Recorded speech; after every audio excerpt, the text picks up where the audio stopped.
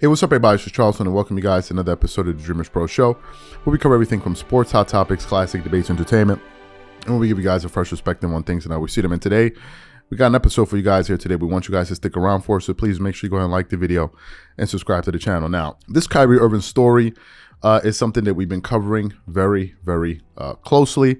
It's not really something that is being talked about a lot in the national media, although you see more independent creators talking about it. Now, Undisputed touched on it last week, Friday, if I'm not mistaken. I believe that was the same day that ESPN came out there and put out their statement. ESPN First Take touched on it with Stephen A. Smith, where basically he said that he feels like what the Brooklyn Nets are doing right now in terms of the requirements for Kyrie Irving to return back to the basketball court are excessive, right?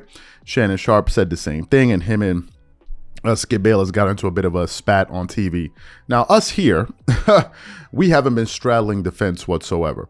My basic position has always been, listen, if you feel he's done something wrong, he's apologized. I think, he's lost money in the process of it.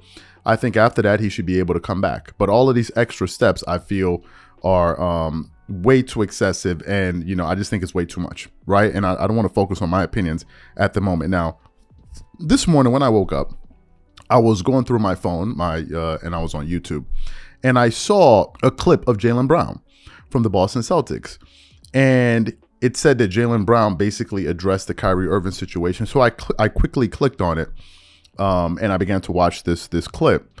And when it came time in the interview, the post-game interview, when they asked him about it, Jaylen Brown didn't hold back whatsoever. So for those of you who missed what Jaylen Brown had to say, it's a bit wordy, but we want you guys to listen to it in its entirety, because I want you guys to hear everything that he had to say and the way that he said it. So what we want to do is we want to play that clip for you now, and then we're going to come back and react to his comments. Take a listen to what he had to say here. Joe Tsai's comment about Kyrie on Twitter. What about that bothered you? And what about Joe Tsai's comment? And then what, if anything, that the league has done has bothered you? Yeah, his response was alarming to me. I tweeted it out yesterday. He didn't say that the organization was working together to get Kyrie back on the floor. He said that he had more work to do. And our society has more work to do, including Joe Tsai. And it's 2022. It takes 10 minutes of time to see who, these business owners, corporations, et cetera, who they're associated with, who they're doing business with, and who they're affiliated with. And I'm vice president of the union, and it's part of my job to protect our players legally. And to see Phil Knight first come out and condemn, Kyrie, and also see Joe Tsai say he has more work to do, I think it's time for a larger conversation. And Adam came out and said a statement that he doesn't believe Kyrie Irving is anti-Semitic, yet he's still suspended indefinitely. So those are my thoughts. So what do you think the reaction should be with him if that's not the way to do it? Like what should be the response? I said this before. I think it's uncharted territory. I think it's no distinction between what somebody says versus what somebody posts. And I guess that's what they're trying to figure out. The terms that the Brooklyn Nets instituted for his return. I voice my discomfort. Some of our players, some people in the media voice some of their discomfort with that. And, we've yet to hear, what is the latest with that situation. It's still an indefinite suspension. He's already missed 5 or 6 games. So, how many games is he going to continue to miss? Is it another situation going on there? Is it a larger situation going on there? Is another conversation that need to be had? We've yet to find out. So I'm staying tuned, and I'm keeping my phone on to just see what is going to come out of this situation. So that's a question as a part of the executive committee. Do you have concerns about the parameters that were set up for his return to play, as far as just creating a level of steps of things that have to be fulfilled? And do you think that's something that needs to be addressed in discussions over the next collective bargaining agreement? Absolutely. I don't think we've ever seen anything like this before in our league. So to say that this is what is needed for somebody to return, we just thought that was excessive. Players thought that was excessive. So I'm not sure if that's going to be something that'll be a CBA negotiation point or talking mechanism. I just know that there's sensitivity, on both sides that need to be addressed. And I'm looking forward to the union and the NBA and the Brooklyn Nets coming to a solution in the near future. And I know that there's been a lot of support for like Kyrie's character and things you mentioned, like Adam's saying, but obviously it took him a while to be willing to confront the issue that people have with the content he shared and apologize for it. So considering that the way that he handled the situation seemed kind of uncharted, is it reasonable for organizations to try to at least find some sort of way for the player to kind of demonstrate contrition when they feel like the player's not doing it in a way that the public will accept? I'm sorry, what's your question? So I guess the question is, was it, even though you have issues with the way that the parameters the Nets set out, is it fair for the Nets to try to create some sort of, way for him to satisfy everybody's need for there to be an apology that they feel is sincere? I'm not sure how to answer that question.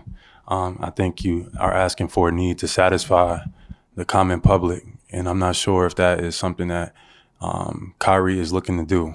I don't think he meant any harm by posting it. Obviously, it came off as insensitive to a lot of people, but Adam came out with a statement. He doesn't believe Kyrie Irving is anti-Semitic. Tsai came out and said a statement that they don't believe he is anti-Semitic. Those were their words. So he's already apologized, formally through his IG post. He said he supports all walks of life, et cetera. But the comment that Tsai made, which I feel like bothered, a lot of people, was like, he has more work to do. Like, what does that mean? Our society has more work to do, including Tsai. So I'm curious to know what that is, what that means. And everybody's tuned in and watching the situation because this is our league. We all are basketball players, but we all are human beings as well. So I'm looking forward to seeing the union and NBA figure out what the next steps are. So you heard what Jaylen Brown had to say. Basically, some of the things I've been saying. To touch on Tsai for a moment, we just produced the show just yesterday on Tsai, the owner of the Brooklyn Nets. I said, and I've been saying, that Tsai is doing a little bit too much.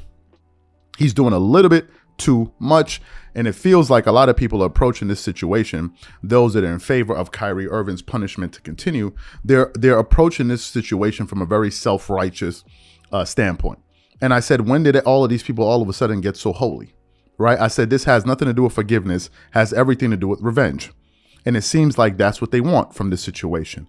I am happy that Jaylen Brown called out Tsai. He's doing a little bit way too much. He's doing a lot of virtue signaling. And he's sitting up there acting like as if, he's like this perfect figure. So it's good that he called his resume down to the carpet. I think that's fair. Right? I think most of you would agree. For the people that enjoy seeing what Kyrie Irving's going through, I think you would also enjoy that all of the people that are contributing to him being disciplined, we would also bring their record into play, right? Or no, maybe you wouldn't want that. Maybe that's a little bit too much, right? But if we're going to be open and honest about it, we should also talk about the people that are reprimanding Kyrie Irving. And if Kyrie Irving has a lot to learn, so does everybody. I like the point that he made because Jaylen Brown wasn't speaking from a self-righteous standpoint. He was speaking from a human standpoint and saying, wait a minute, somebody can do wrong. You can reprimand him. But at the same time, don't act self-righteous about it because maybe there are things that you yourself have done wrong and you need to humble yourself a little bit more and be a little bit more understanding as you hand out judgment. Now, what Jaylen Brown has done is what a lot of other NBA players are not doing. As I said, LeBron is not going to come to your rescue. He's not. LeBron's about LeBron.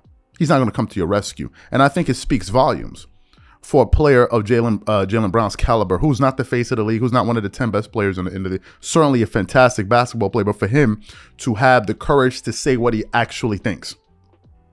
It's refreshing. It's refreshing, and he's providing a different side to the story. I said the Brooklyn Nets are now overplaying their hand. They're taking this a little bit too far. And it's not just blacks that are saying that the Brooklyn Nets. I read through the comments. There's some whites that, from various backgrounds that are saying, wait a minute, it's absurd. This is too much. What's going on here? So I'm very happy, and I hope it continues the dialogue because it needs to put the spotlight on the Brooklyn Nets as well. Where's Kyrie? Nobody knows what's happening. He said that Tsai said that he feels his apology wasn't sincere enough. And he still has more work to do. He didn't understand how disgusting that sounded. That's why I said Joe Tsai is doing a little bit way too much here. He's doing too much. So I'm very happy that Jaylen Brown stepped up to the plate and said something about it. Something you wish others would do. Showed a lot of courage there to do that, right? He picked a side and he said what he thought. And I don't think there's anything wrong with that. People should be able to have an opinion, and you have the right to agree or disagree or even debate them on their point of view. So I'm happy that he said that. We shall see if more of others are going to step up. But I think Joe Tsai's record should be called to the plate. He should be called down to the carpet.